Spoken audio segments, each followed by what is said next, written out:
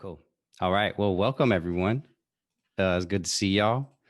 Um, yeah, this is exploring our Asian American Christian identity. Super excited, honored that y'all decided to join us tonight on this Sunday night. You could be doing other things, but decided to tune in with us. So excited. And also, if you're watching this later, then cool, you tuned into a recording, which is great. Appreciate your time as well. Got current students in the house. We got alumni in the house. We also have some current crew staff in the house. So welcome to all of y'all. So for those of y'all who are, most people here know about Epic Slow, but just in case someone's watching this on the recording, we'll explain a little bit about who we are. So Epic Slow stands for San Luis Obispo. We're here at Cal Poly San Luis Obispo, and as an Epic Movement, Epic Movement is a national movement, but we're a local fellowship here at Cal Poly Slow. And our vision is to be an Asian American Christian movement that acknowledges our specific God-given role within the body of Christ in being Asian Americans, and are mobilized to take our place within God's redemptive mission. So in pursuing that vision, we know there are conversations that we need to have, certain topics or conversations that help us to achieve that vision. And so tonight, as we think about ourselves as being an Asian American Christian movement, we wanted to even explore the topic of our Asian American Christian identity. Um, and so before we dive in, wanted to give a basic kind of 3-point framework that I'm stealing from a group called the Lenses Institute. Shout out to them. That might be helpful to us as we listen and engage tonight. And so just a basic 3-point framework is to see, understand, and to act. And so starting with C is we hope to see things that maybe we have never seen before, things that have always been there, but we just never shed a light on. And so maybe tonight there might be things that we see for the first time, which is totally cool. Once we see something, we want to try to understand it. If it's a new concept or something we've never seen, we want to try to understand how it came to be, why it came to be, the context for why that is, which might take some time to be able to understand some of those new things that we've seen and maybe we're not super familiar with. Once we've gotten some understanding, though, that will eventually bring us to act. And so there might be some practical things that we can apply into our life. But this basic framework of see, understand, and act can actually take a really long time. So we don't want to rush the process. Sometimes seeing things takes time. Sometimes understanding things takes time. And I think something we do maybe that's not great is act too quickly before we've actually seen and understood it. It could actually cause maybe more pain or harm than good. And so, anyways, we hope that tonight in this conversation or discussion, it kind of feels like going to be more podcast kind of style is the vibes I'm going after. You see me with my microphone here. Yeah, we're excited. We're really excited about it. And so kind of what you can expect tonight is we got a great panel. We got 3 panelists here. I'll be acting as the moderator or host. Also, I don't know if I introduced myself. My name is Matthew or Matt. I have been serving in college ministry. This is my 7th year and working with crew and I'm working with Epic as well. And so I currently serve here as the movement coach in Epic Slow in San Luis Obispo. And so, yeah, we are going to get into this panel, and we're basically going to have this panel for about an hour. We got an hour allotted to it. And then there will be open Q&A, probably about 10, 15 minutes maybe of Q&A. That will take us up to around 8:30, 8:25, 8:30. And then we'll have time to then break out into discussion groups just to talk a little bit about what was shared tonight. Breakout groups can sometimes go short or long. We'd love for you to stick around and obviously engage there. We'll have up to an hour if some groups go long, but we'll be shutting it down by 9:30. Kind of like a soft, yeah, that would be the absolute latest that we go. because we know sometimes maybe this ends up sparking some great conversation and we don't want to shut it down. So yeah, so there will be time if you want to write down anything or a question that you might have. We will have time to get to that in the Q&A. And you'll have time to process in the discussion group. So I'm gonna pray for us, pray for our time together, and then we will get a chance to meet these panelists, and then we'll just dive right into the conversation. So would you pray with me? Well, Lord, we thank you for this space, God. Thank you for a chance to be together. And we thank you, Lord. We celebrate just the fact that we were all created fearfully and wonderfully made with intention. And yeah, Lord, we thank you for the stories that are represented in this call. And we're excited to explore just who we are and who you have made us to be, and characteristics that you've given us, and but also the complexities of some of those things as well. So we invite you here, Lord. We invite you here, acknowledge your presence, and yeah, Lord, we're looking forward to this conversation with some amazing people. Really excited, Father. So we just invite you here. Praise things in Jesus' name. Amen. All right. Well, first panelist I'd love to introduce is none other than Phoebe Lamb. Phoebe graduated from Cal Poly this past year. She majored in history and she minored in entrepreneurship. She's currently living in the Bay Area and is working for a tech company. You could find her shopping for some fresh sneaks or tie-dyeing random things. Shout out to her new business. I'm about to cop a new hoodie. And consuming new foods and drinks, and most definitely trying to memorize bits of Hamilton so she can flex when the songs come out. Or no, when the songs come on, I say. Good times, good times. Phoebe, we're so excited for you to be here with us. Even as an alumni, we appreciate you. Thank you. And we got Timothy, or Timo, is our second panelist. He is a second-year communication studies major from Los Angeles. He's the co-founder of NSU, a Japanese American cultural and social club on campus. He's also a writer for Yo magazine, which is a Japanese American digital publication, and he's a volunteer for Kazuna, a nonprofit organization that works to educate and empower the next generation of Japanese Americans in the Southern California area. Timo, what up? Good to have you. Thanks for having me, man. Excited. Shout out to comms. I was also a comms major, so we're just teaming up right now. Teaming up, which is exciting. And last but certainly not least, we got Jasmine Till. She is a fourth-year business information systems major, also minoring in political science, ethnic studies, Asian American studies, and psychology. Almost need two hands. She also currently serves as the ASI Secretary of Diversity and Inclusion, and she's Epic Slow's Advocacy and Activism lead. Jasmine loves the K-pop group BTS, spends her free time hammocking at the beach. Jasmine, you're a busy woman. Thanks for being here. Well, cool. All right. Well, those are our panelists. And so we're just gonna dive on in, kind of lob off with this question, and we'll have them answer in the way that I introduced them.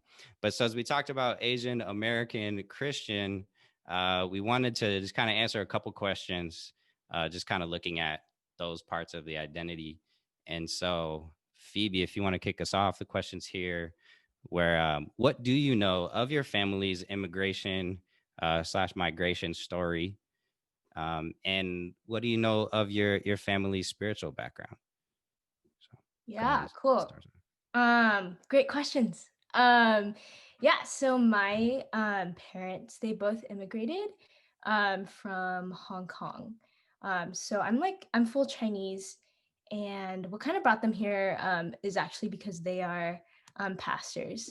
And so they actually first started they immigrated to the Philippines first, and they lived there for about 8 years, and then immigrated to the US in San Diego, and they started a Chinese church here. And so spiritually background, my parents both accepted Christ, I think when they were like teenagers. I think they're missionaries in Hong Kong, and I think they heard the gospel for the first time then, and then were able to carry that on throughout their whole like life, and ended up here in San Diego. But my grandparents, they weren't like born into faith or anything like that, and so they like recently accepted Christ. But yeah, that's just a little bit of my parents' immigration story and their little background in faith. Sweet. Mm-hmm. And what about siblings? Any siblings, Faves? Oh yeah, I have I have two siblings. I have an older sister who lives in the Bay Area as well, and then I have a brother too, and he lives in Huntington Beach. So cool. Fun fact, we were all born in different countries because of my parents' ministry. So wow. Yeah. Cool. Yeah. Sweet. Thanks for sharing, Phoebes. Mm-hmm. Timo, how about you? Kind of same question to you. Yeah, so I actually appreciate this question because I wasn't familiar with my family's immigration stories up until today when I got the chance to ask.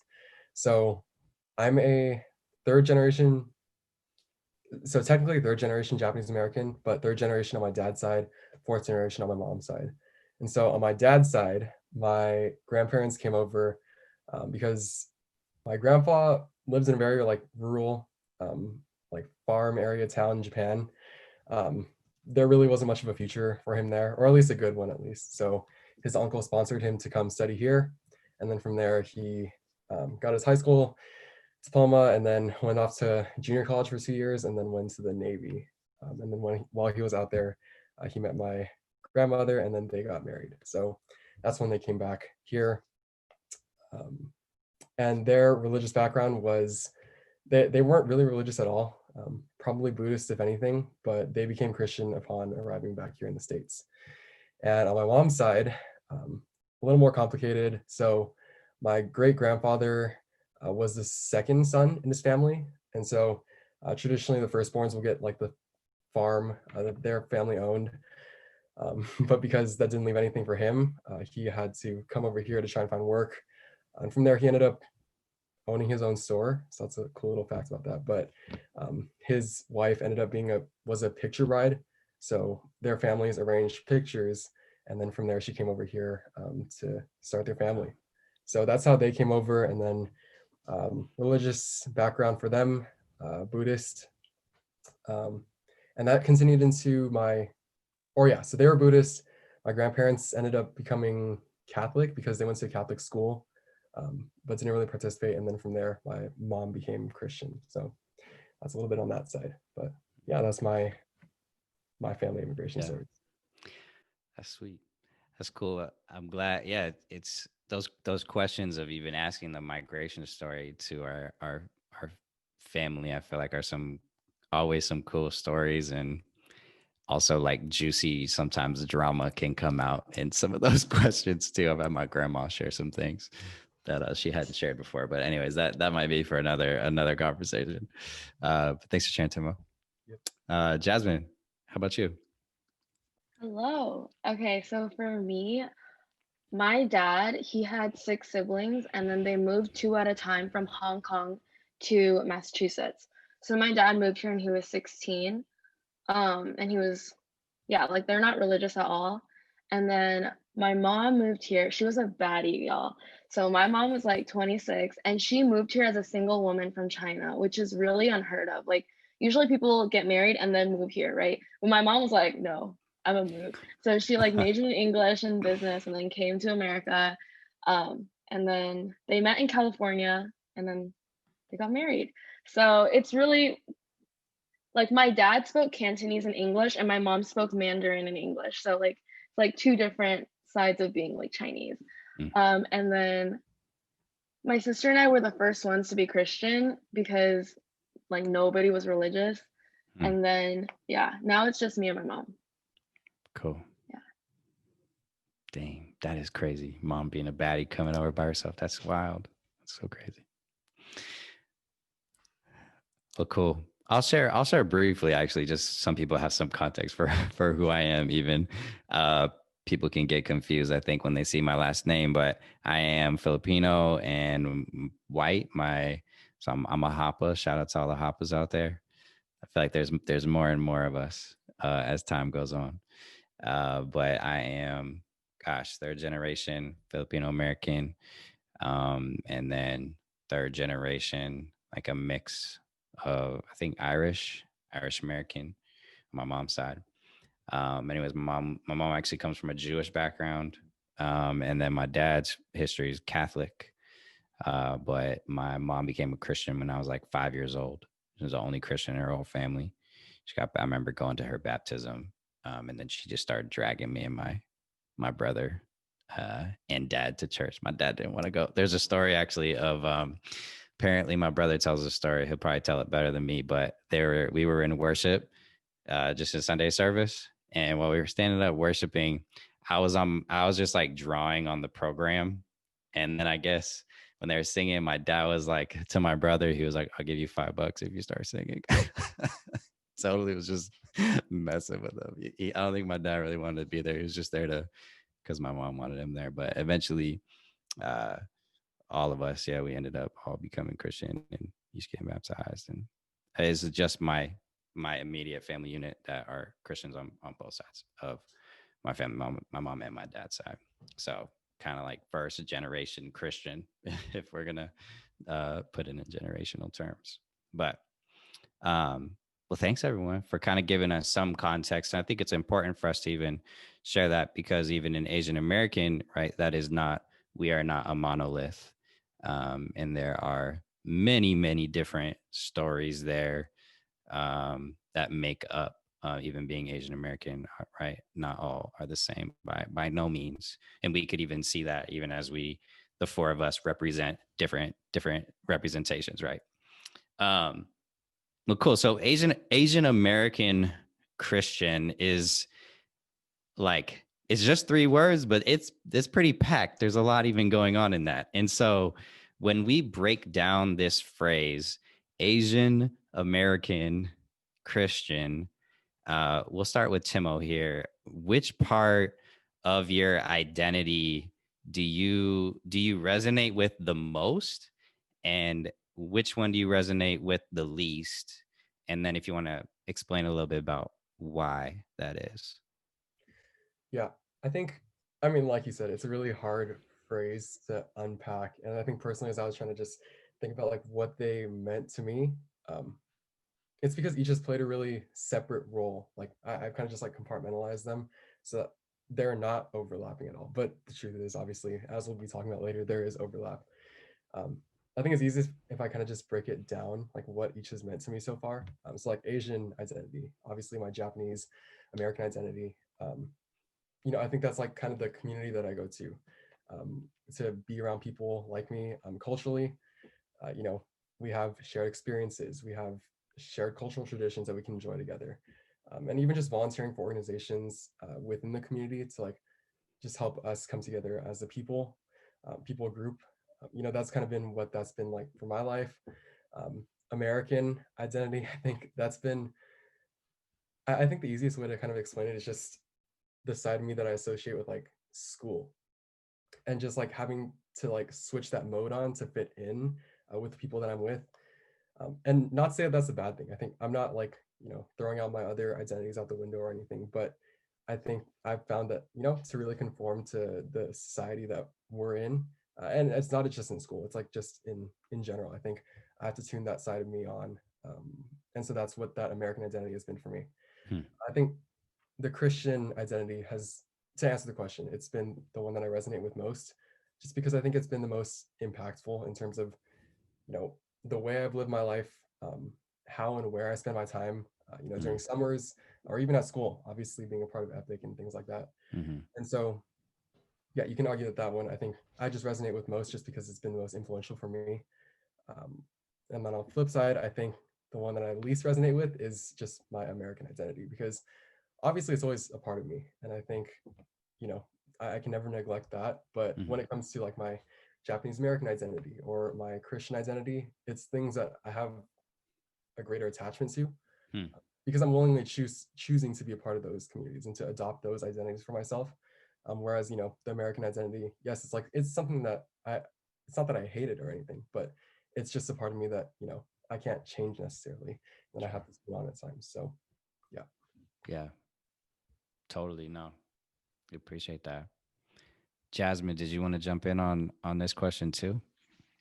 Yeah, I think for me, when I think about this question, it's like, honestly, for all the non-Asian people that are watching, I think it's really important to like hear perspectives about the struggles of being Asian American, like the multitude of struggles, right? So I think for me, like when I think about it, Asian American Christian, right? Like Asian, for me, that's like being Chinese.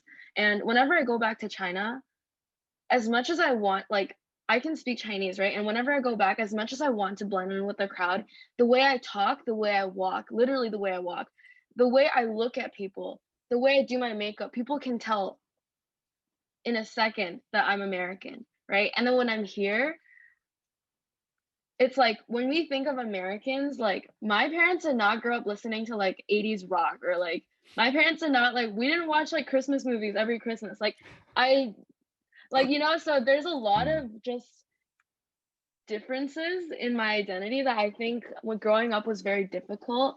And with Christian, because I didn't grow up in a Christian household and I accepted Christ my senior year of high school, I really struggled with just like telling people I was Christian. Like, even the reason why it took me like 4 years to accept Christ is because I just could not put that identity onto myself, knowing the dark history and just the political atmosphere and where I personally stood politically. Like, it was very hard for me to accept Christian as my identity. But now I can like look at my identity and I can say like I resonate most with being Christian and being Asian American. And Asian American is not separate, because I think Asian American is a specific culture and a specific group in America that's very unique. And yeah.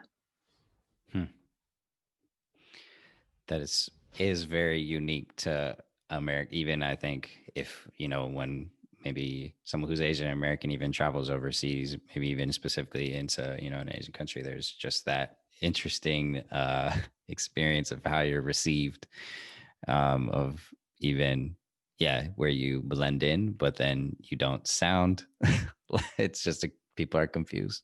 Where, Asian American identity is so unique, obviously, to Asian America, right?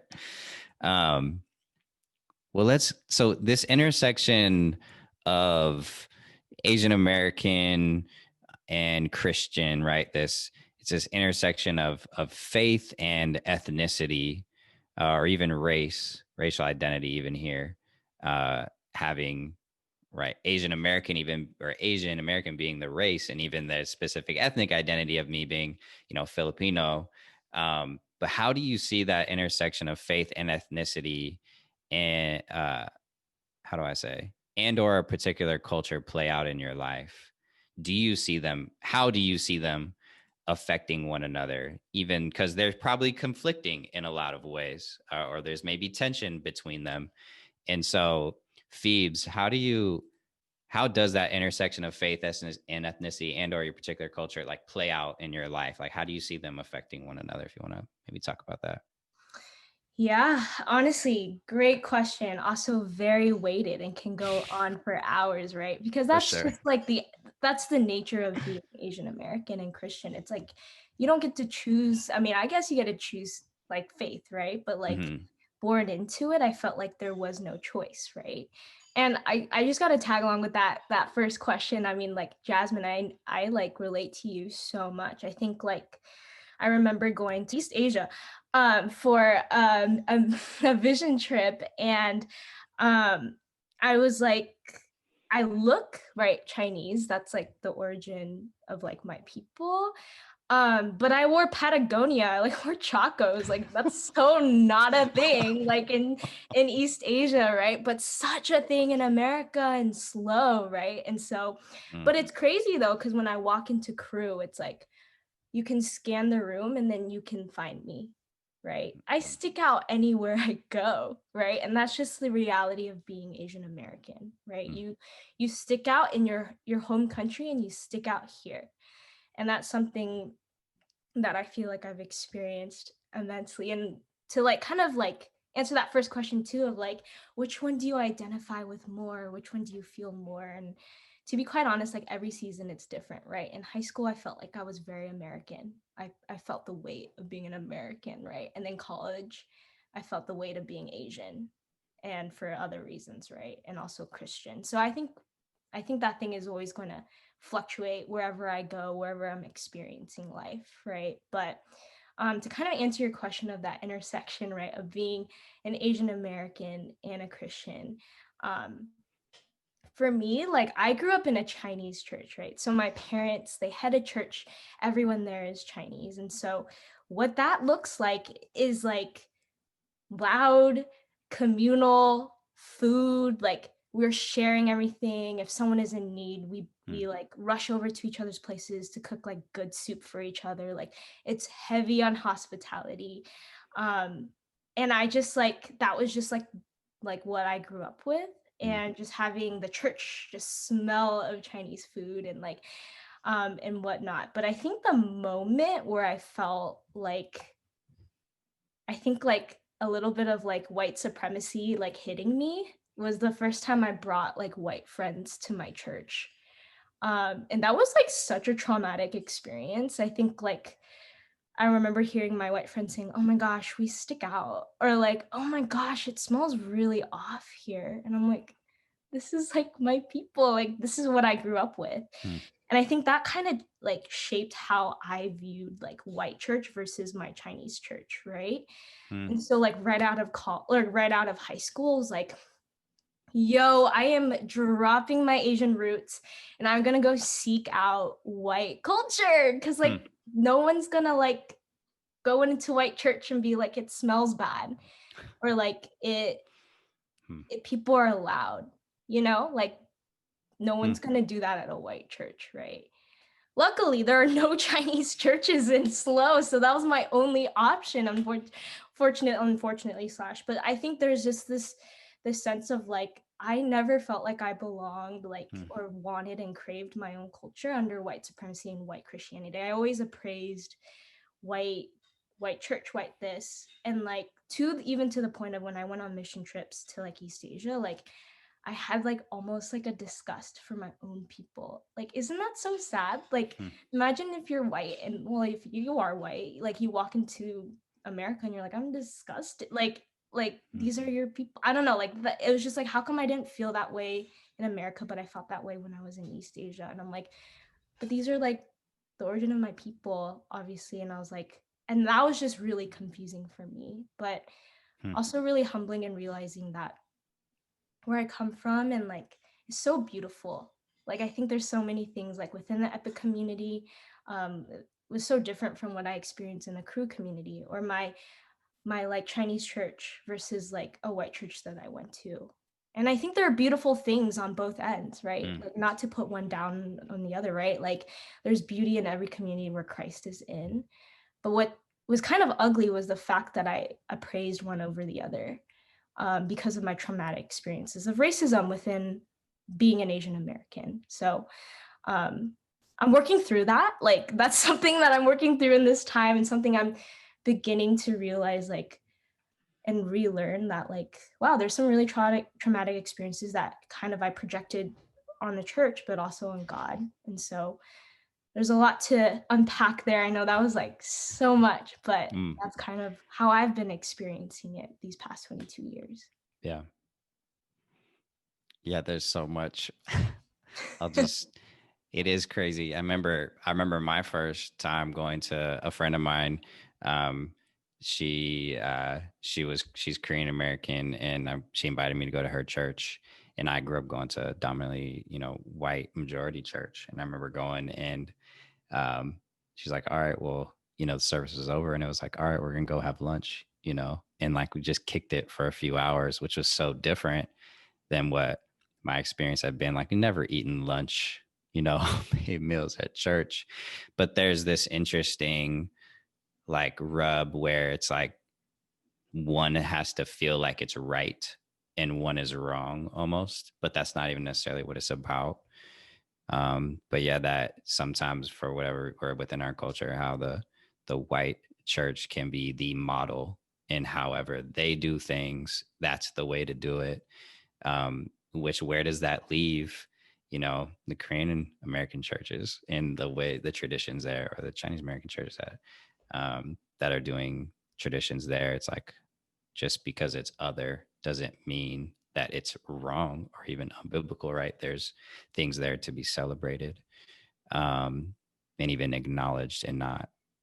It hurts to hear Phoebe's, like, that makes me so sad to hear of your friends stepping into that space and just being disrespectful, and coming from the mouth of Christians who are supposed to be loving and, lights, yet they come into a space and do the opposite. Is like, that's just not how it's supposed to be, yeah, so much we can talk about. Timo, I don't know if you wanted to chime in on this, of just, yeah, this intersection again, this faith and ethnicity and culture, and what does this kind of intersection mean to you, or even how do you feel about it, or again, like, how do you see them affecting one another? Just, I don't know if you wanted to chime in there. Yeah, I think the biggest way that I've seen the intersection play out is just in the way that it kind of limits my ability to participate in my own culture, Japanese culture, that is. It is really a tricky thing. Like you were saying, there's this conflict, this tension, because, for Japanese, cultural traditions specifically, or just events in general, because of the Buddhist, roots that there are, that many of us, or many Japanese Americans grew up with, that kind of seeps into the traditions, the events that we have. And even though, like, the way that things have become more Americanized and just we've kind of made into more social things or just purely cultural things, like, there's still the religious ties to it. And so, it's like, do I participate in that or do I not? Because, I don't want to compromise my faith. I think one example is, so during the summer, there's this thing called Obon. It's basically these festivals where, I mean, in SoCal, there's, I want to say, like 6 or 7. And it's just this time for, like, carnival games, for bingo, for all this really good food, dancing.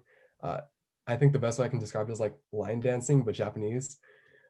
And so, it's just a really good time. But yeah, it's just a time for friends and family to spend time together. And, you associate with summer with just having fun. But there's still the religious aspect to it where, yeah, its origins were, it was a Buddhist festival back in Japan to honor your ancestors. And so, in Japan, it might have more religious twists to it where, people are going to shrines to honor their ancestors, or they're burning incense and things like that.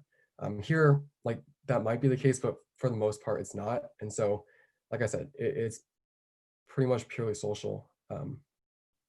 But yeah, so for that reason, it's just this tension that you start to feel. And I actually read an article on this kind of dilemma of, Obon and Christianity.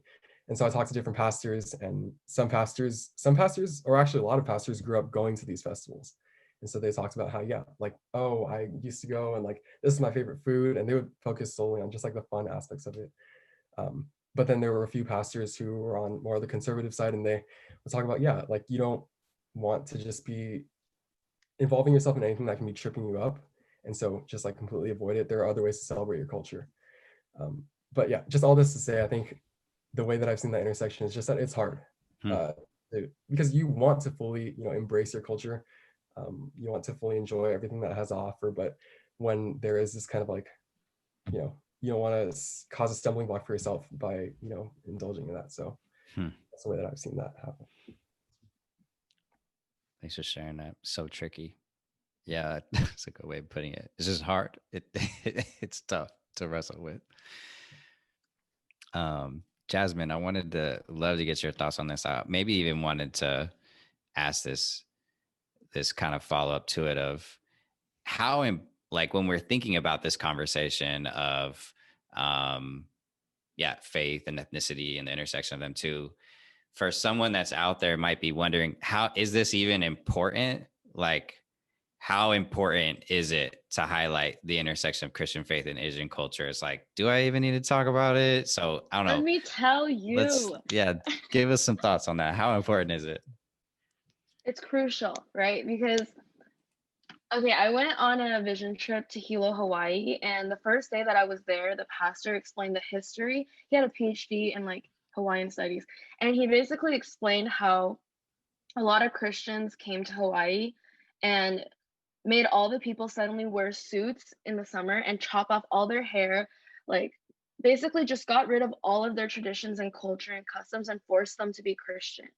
And like, I think that story is not unique. If you look at how Christians have colonized countries all around the world historically, there's a lack of cultural understanding, right? Instead of trying to like see, okay, what is the context of this culture? How can we like try to share the gospel in that context? They just force them to change everything. And we know that's not effective. We know that's not what like, that's not very loving, and it's just very disrespectful. So I think it's really crucial that when we think about the intersection of Christian faith and our identities and culture, we think about like, for example, for me, it's been for 3.5 years and I still like cannot say I have found a home church in Slow. And like when people say you should just find one and settle down, lower your standards, like yeah, I get that, but at the same time, like it's very difficult to learn from someone when teaching is based on your lived experience, of course, and of course knowing Jesus, right, and going to school and stuff. But if I cannot relate to a white man that only talks about his like white American family stories every single week about basketball and about his 10 kids, like there's no way, like I literally cannot relate. And I leave church feeling like out of place, feeling like super unwelcome and just feeling like very awkward, right? And I think that this is not like just me. I think a lot of people feel this way when there's a lack of cultural understanding in a church that's just an American white church. It's very, very hard for Asian Americans like myself to like feel included. In addition, I think there's a very big difference between East and West. And I think a lot of Asian Americans were under this assumption that West is innovative, West is new, West is progressive, and West is correct. When in reality, like I think it's honestly, I think it's the opposite, but I'm gonna say I think there's good and bad to both sides. And I think that like, yeah, it's just this mindset that like everything American is good and everything white is good. And that's the issue. And that's why I think it's really, really crucial that white Americans especially start like listening to people of color, especially Black women in the church, and just start listening to podcasts and like literally reading books written by women of color, because that's when you can understand what representation is, right? And understand like, okay, the gospel has been like, you know, the true gospel, we know that, right? But then like all of these like interpretations have been by white men historically. So like how can we look at this in a cultural lens? And yeah, that's what I think we should be highlighting in every church. Gosh, it's real. Yeah, no, man. I mean, I could probably chime in on this too, to be honest. I think, yeah, how important is it? I mean, I think it's how do I say? Well, yeah, it's so important. And I'll say this: I kind of maybe thought of, or shared a little bit in the beginning. It's if we really are fearfully and wonderfully made, if there really is a God that, I've been saying this lately, like he gave me my face and he gave me my hair color and he gave me my physical features even, which in turn give me a certain life experience.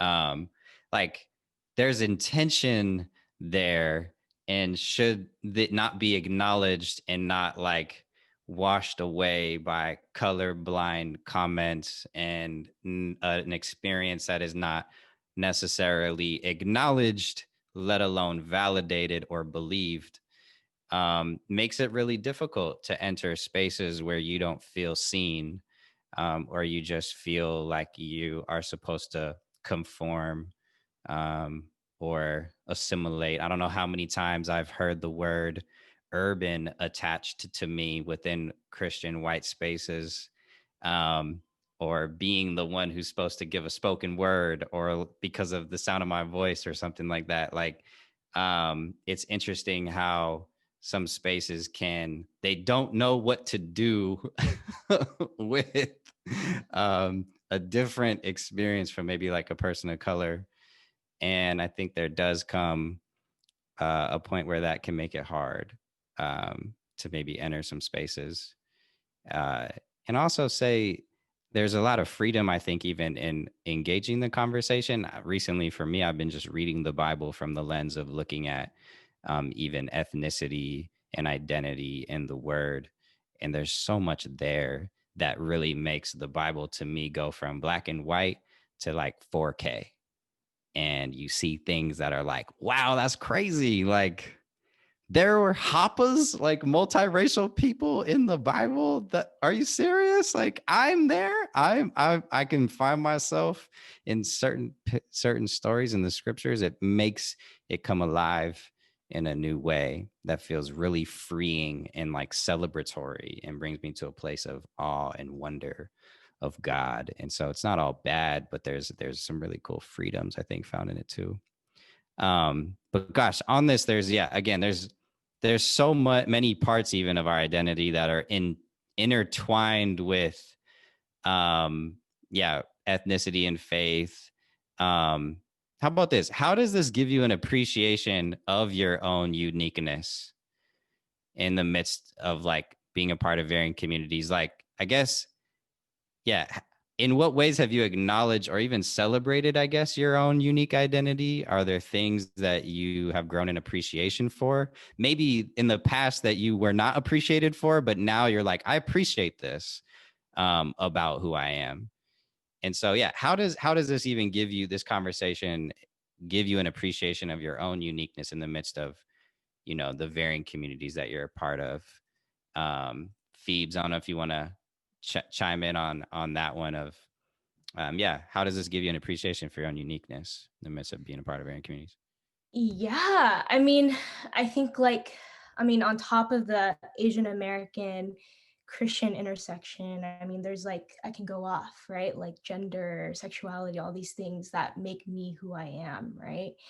And I think I just like got to like really dive into this like post grad, like leaving.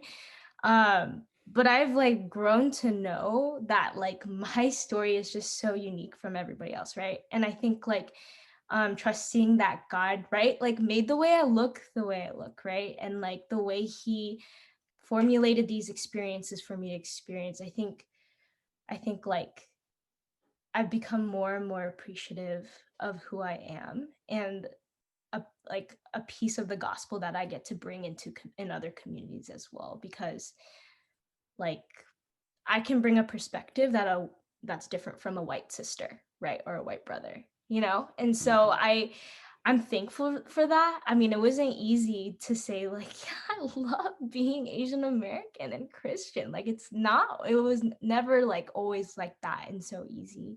But I think I've grown to see the beauty of how intricate God is and how he has formulated just how he wanted my life to look like. And I think it takes a while to accept it, because I think a lot of the world, or in America, like it's not praised or celebrated or even wanted even, right? Like, so I think it takes a lot of I don't know, self-acceptance, a lot of just, like personal tension that I had to experience for myself. But yeah, it's still like I don't know, I'm like still on that journey of what it means to like use my identity to glorify the Lord in whatever I do. But yeah, I'll just tell you that it's a journey and it's still going, but it's looking up so far.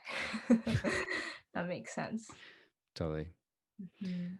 How about, Kaz, I'm gonna ask a follow-up question to that, Phoebes, because you mentioned that even being out of college maybe is a different space. So do you feel like being out of college has given you a space that maybe you didn't have in college? Or I don't know, I was just curious about that. Yes, so much space. Like I think just being in a very Christian-y bubble, like you tend to over spiritualize a lot of things. And dive into like hard topics, but always having like Christianity as your fallback, you know, like, oh, racial injustice, well, God's got this, you know, but because you're surrounded by community, like you're surrounded by people who are feeding you, yes, truth, but then not really giving you the space to mourn that, to like express that, like, this is painful and this is hurting, right? I think like, you know, like Crew Epic, I think we do a really good job of walking alongside of people and, you know, being together in community.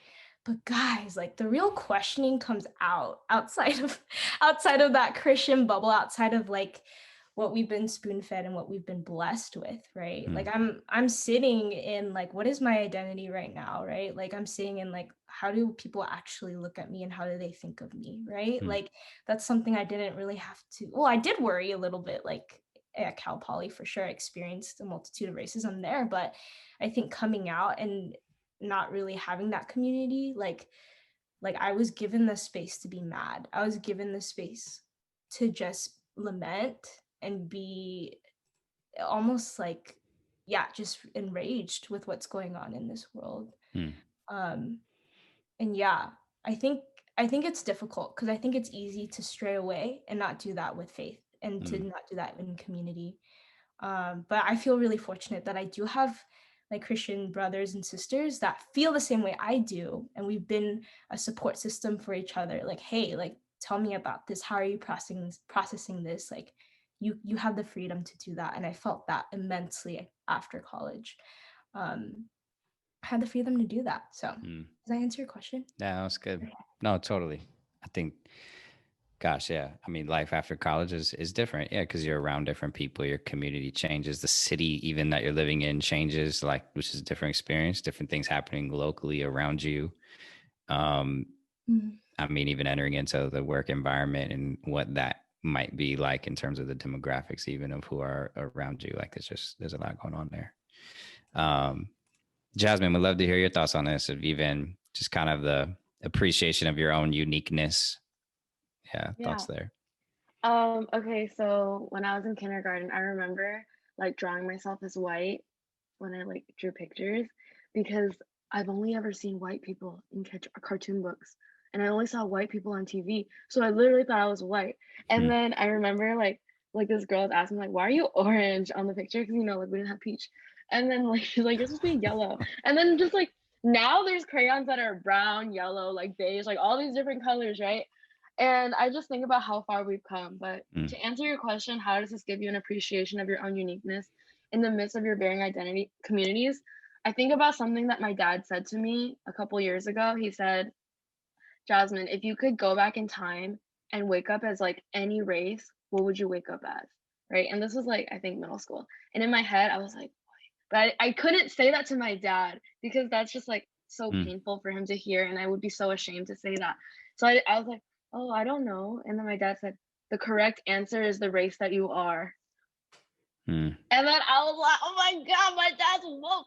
But then now I think about that and I'm like, wow, like I really think that's what God would want me to answer to, because that's how he created me, right? Like God literally created me with like this many hairs, okay? Like looking like this, Asian, Chinese, like extremely into social justice. Like he created me exactly this way for me to present myself right now in this moment at this second.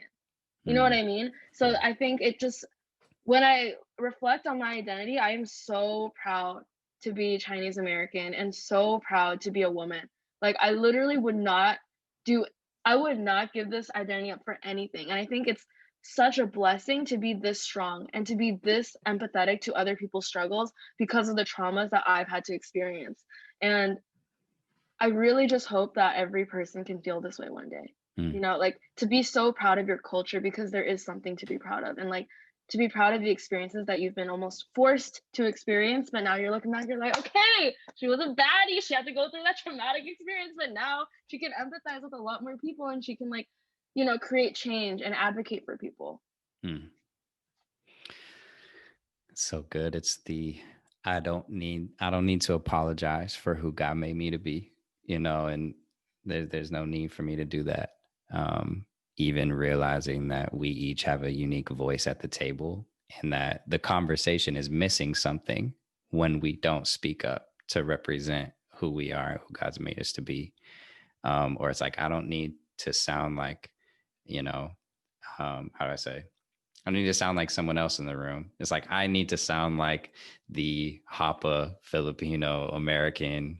That's who I need to sound like. And that's, I'm not going to apologize for it. And even know that it's no, God created me with intention, fearfully, wonderfully made, and I have value to add here.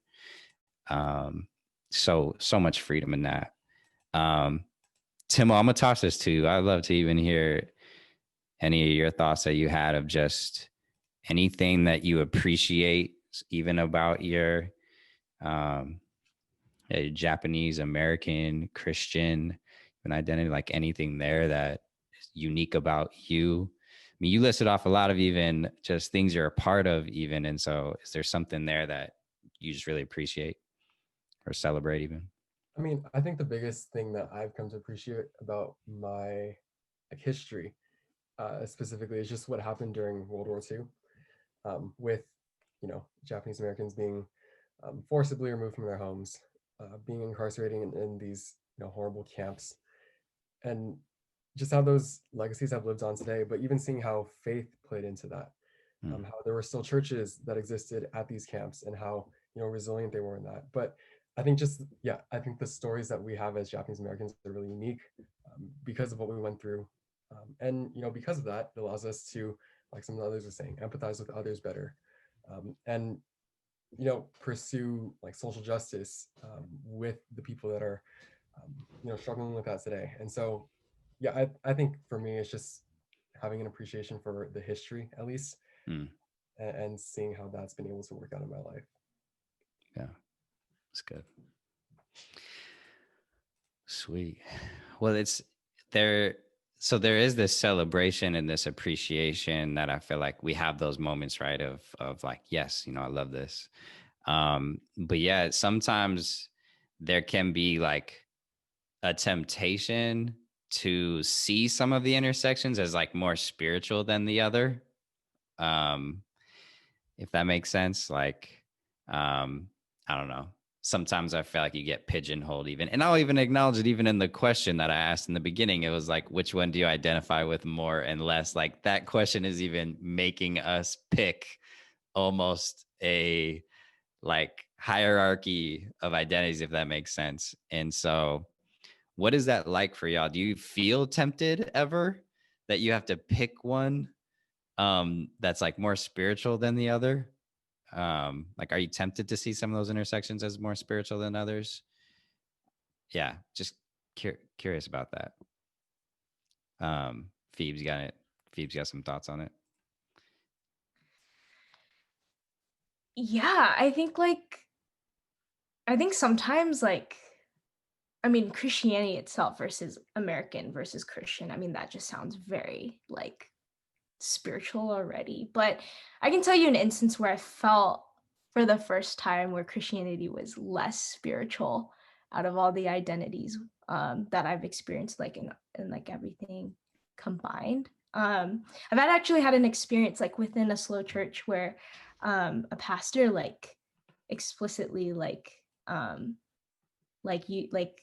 did like, how do I say this, like promoted color blindness, and I think that was one of the more like the first time I've ever recognized oh, like Christianity isn't every like it is, but like the corporation of the church itself, it's not everything. It's not everything, and it can be hurtful and painful at times. And yeah, I don't know, that's a really difficult question to like really, because I don't see being American as, I put as highly spiritual, but maybe in some contexts, right? Like going to a white church and being more American than like, like opening up, pulling up to Scout reading the Bible, journaling, like that is not common among Asian cultures, I would say. Like that's maybe sometimes praised and like wanted and desired in Christian contexts of like white Christian contexts. But I think too, like realizing it just really depends on where I am at, where I'll like, I guess like favor a certain side of me than I do another. But yeah, but just realizing too, like there's beauty in it too. Like I'm obviously not here to downplay anything. Like faith is faith and it's beautiful, practiced among all different kinds of cultures, right? But I think there's definitely times where I'm like, oh, I think this is more socially accepted versus Korean style prayer where we're all praying together out loud, and that's uncomfortable for some other people. So like, right, those little things that pop up here and there that like I get to see and experience. But I wouldn't say like what is more spiritualized. I don't know. That's a difficult question, but I don't know if that kind of answered it. But there's definitely moments in time where I feel like one thing's probably better or more accepted than the other. Yeah. That's good. Yeah, it's interesting. I feel like, well, being even, how do I say? It is a tricky question, but I think being Asian American, we all naturally in our experience know how to code switch very easily, right? Like we can go in and out of different spaces and know how to act. If we're a family, we know how to act. If we walk into maybe like a Christian setting that maybe is more white majority, like we know how to act because we just know how to do it. We know how to blend in. And so it's like we can pick up the room and know, okay, which part of myself needs to be highlighted here, or what type of language do I need to use? Do I need to change my tone of voice or the words that I'm even using? Like we just innately, I think, can do those changes without even really knowing it, which is just, it's an interesting, I think that's actually a beautiful thing. Sometimes we call it, oh, you have too many, you're wearing different masks or whatnot. But I actually think to be able to adapt to different contexts is actually a strength, in a lot of ways. Wait, okay. sorry, one thing to add. Go ahead, Jasmine. Yeah, please. For me, I used to do that. Like in all white spaces, I would act differently than when I was in like more Asian spaces. But now I don't do that because for me, it's like almost empowering to demand them to respect me for the way I am and be authentic.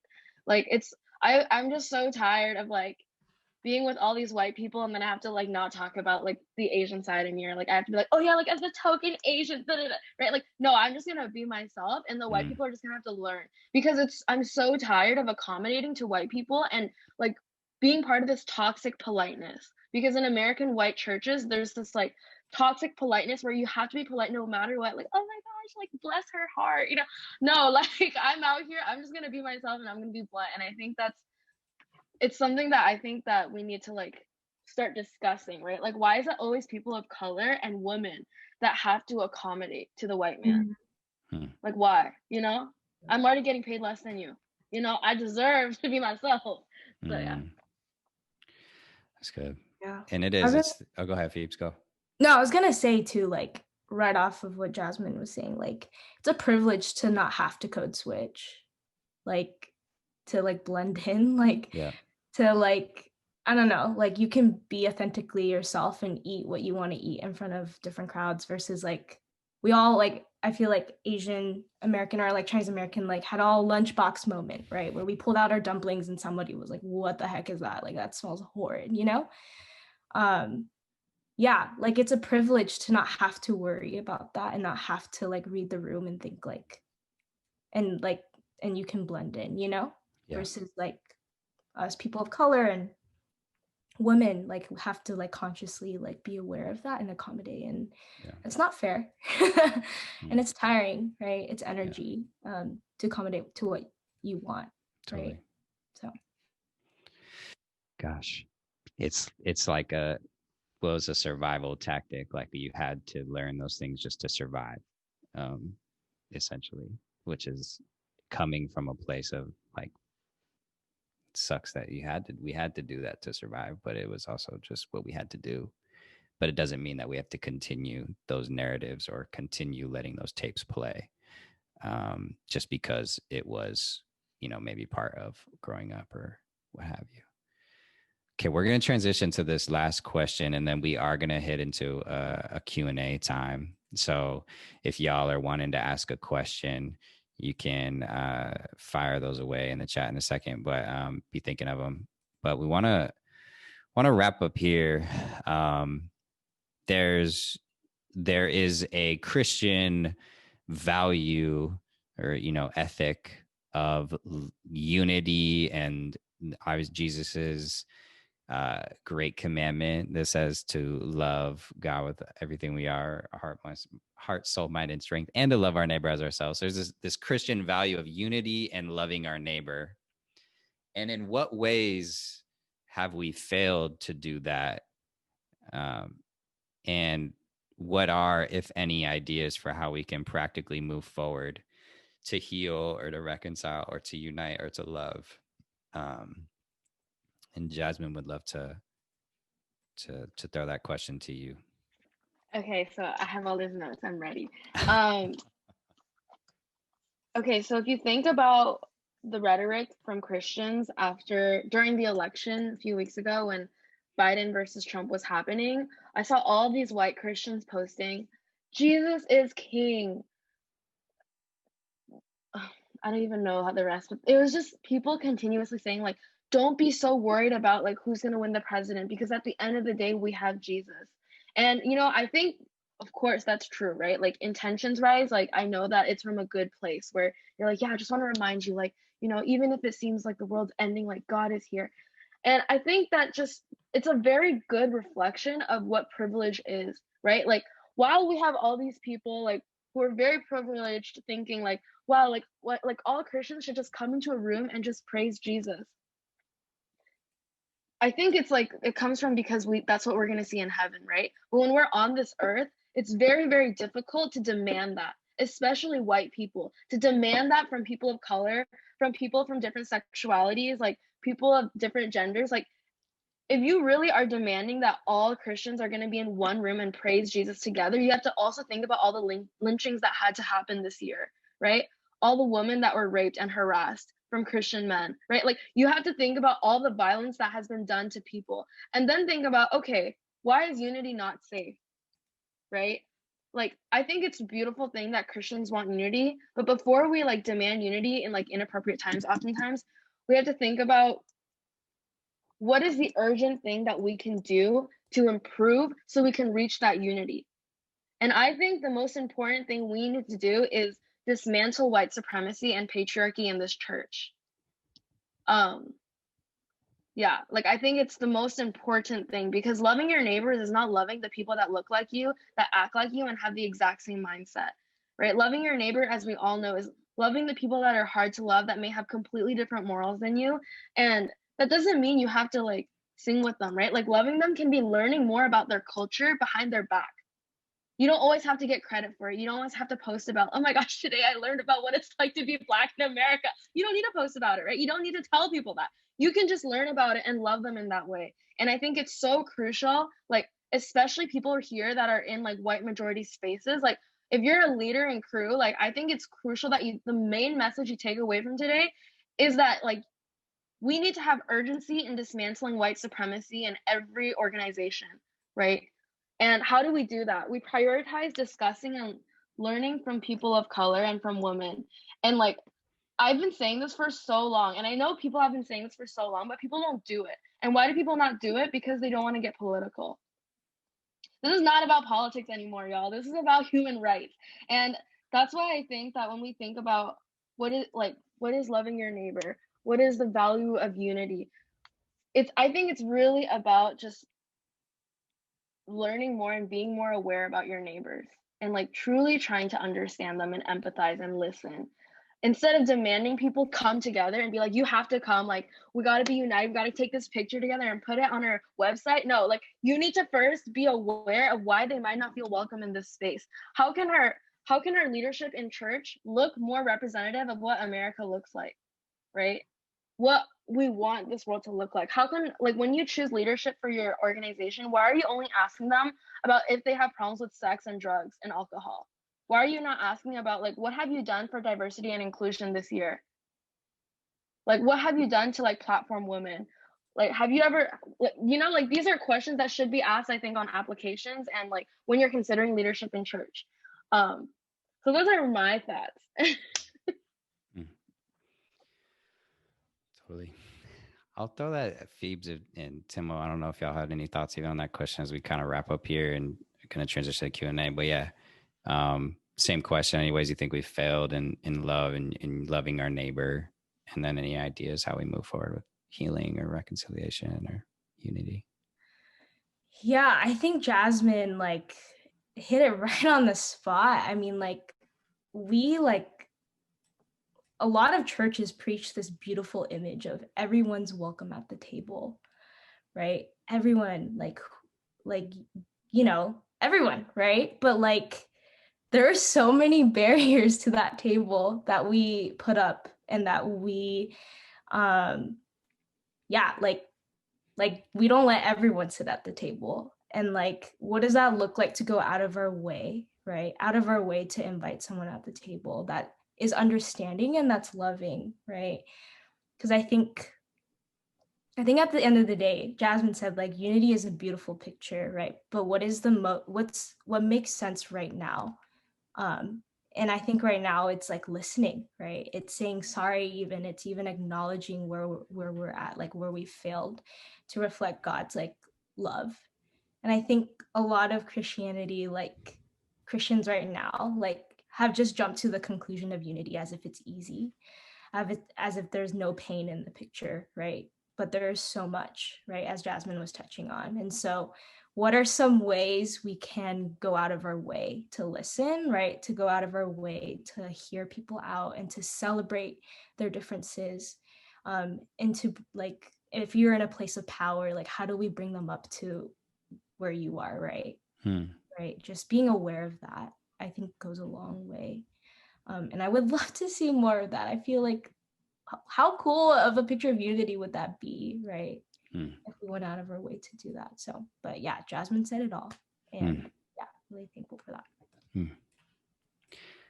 Timo, would love to leave some space if you wanted to comment on that last question.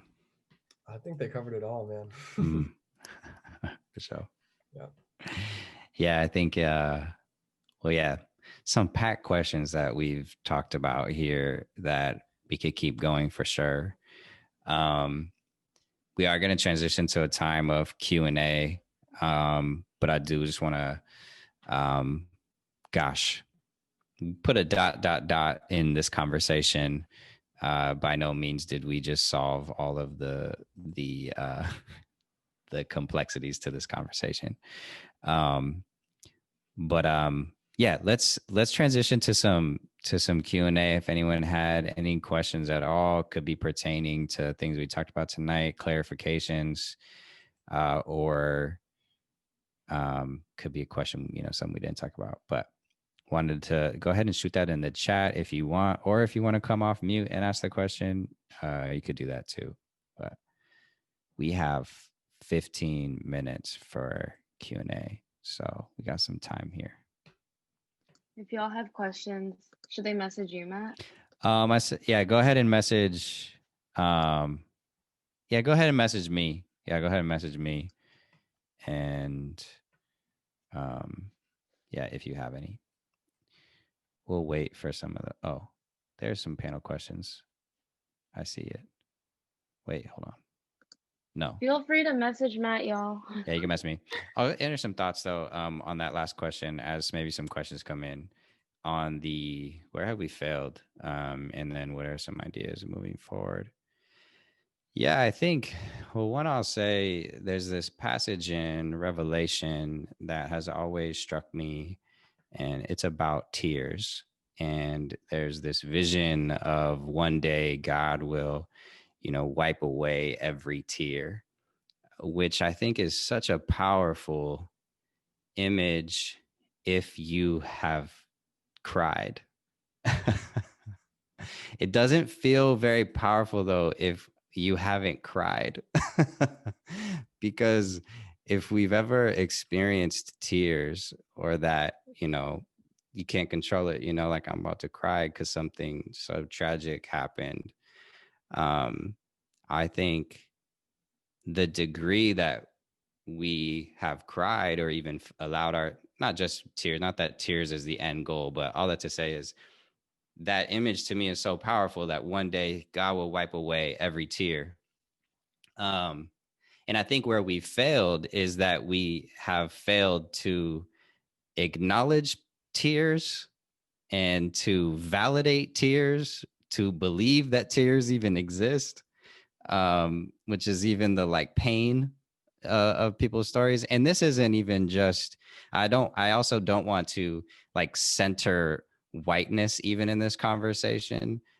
There's work that we need to do as within our people of color POC communities as well, of like acknowledging the pain that exists around us, hearing, listening to those stories, believing those stories, validating those stories, sitting with them and mourning those stories or the pain, even acknowledging that in Psalms, many of the Psalms are about lamenting and a lot of pain happening there.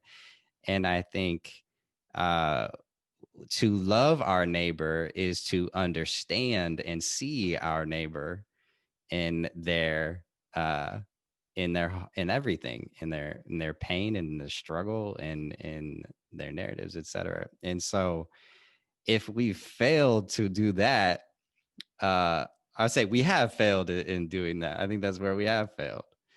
And so it's hard to heal a wound that we don't even see. You can't patch up something that you don't even are acknowledging that's there. So I do think there's the um, ways just to move forward is, to listen and to acknowledge everyone's stories, but also believe them. Sometimes you'll hear a story and you might be doubting it or like questioning it, but actually to believe them, um, and don't think they're just blowing smoke or exaggerating something, but actually to look them in the eye. And I think Jesus just models the looking people in the eye and stopping and seeing them and giving them the light of day. And so I think we need to do that for each other, and that will give us pathways to heal, to move forward. Um, Anyways, those are some thoughts on the last question. There's my monologue as we're waiting for some questions. If there are no questions, that's totally okay too. Um, Feel free to follow up with us if you'd like. We do have time to process in discussion groups, but before we do that, um, I just want to thank our panelists. So if y'all want to give some clap reacts, or say something in the, I don't know, whatever, give them some clap reacts, or some party symbols or whatnot.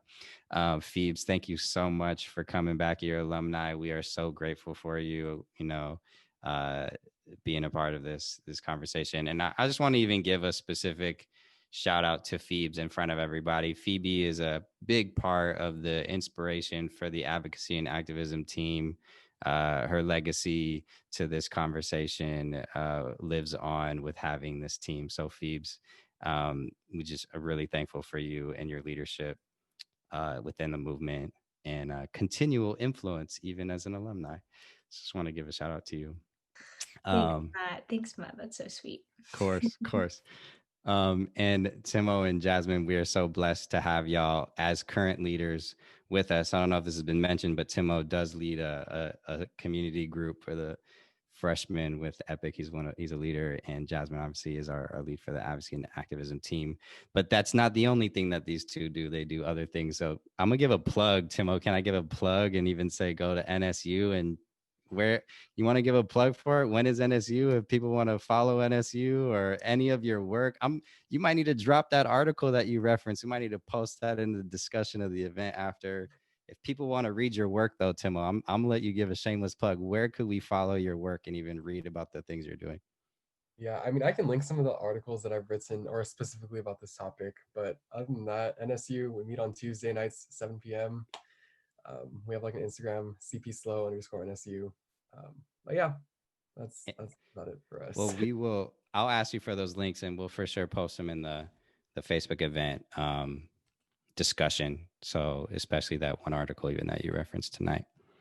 And yeah, just wanted to give a big thanks to the panelists, Jasmine, spearheading this event and many events that will be coming for the rest of this year. So we're excited for more events like this to come. Can I just plug something? Yes, please go ahead. Okay, for all the people that are here that are leadership from other fellowships, like I think it's really, really important. A lot of the time I find white people in leadership saying, yeah, we really care about diversity and inclusion, right? So they do, like, they check the boxes. But, you know, I think it's really important that if you truly, truly care about wanting to dismantle these like problems in the organization, instead of just getting people that look like a certain way to join your organization, like think about like how can we spend our time differently? Like look at your calendar for your organization. How can we spend our money differently? Like how can we get different guest speakers, right? Really, like I'm really encouraging you to like look deeply into your organization and figure out like what can we do differently to improve this? It's not just let's just do one event and let's go. It's not like that. Like it's really about going from the root and figuring out how you can transform your organization to be more inclusive. And that can start with like showing this video to crew, right? Like, or showing your video to your fellowship. There's so many documentaries, so many podcasts that we can plug, but I'm sure that you can find them online. Totally. Yeah, we're working on a resources doc, or eventually we'll have out with resources. Winter break's coming up, and so if you're looking for things to read or podcasts to listen to, maybe we'll have to do that, get that out so that people can use that over break. And before we get that out, if you look at our Epic Slow Instagram page, we wrote a letter for Black Lives Matter, and there is like literally over 30 resources. So true. Good point. Yeah. Scroll back through the archives. Not even the archives, just on our Instagram. Also, I want to give one more thank you to Luca, our tech director for the night. She's been doing everything on Zoom. So I just want to give a shout out to Luca. She's one of the team members on our advocacy and activism team. So big shout out to Luca. Thank you. And so, okay, that's pretty much all we got. So we're gonna, Luke, you could end the recording, and we are gonna jet on off to some breakouts. And so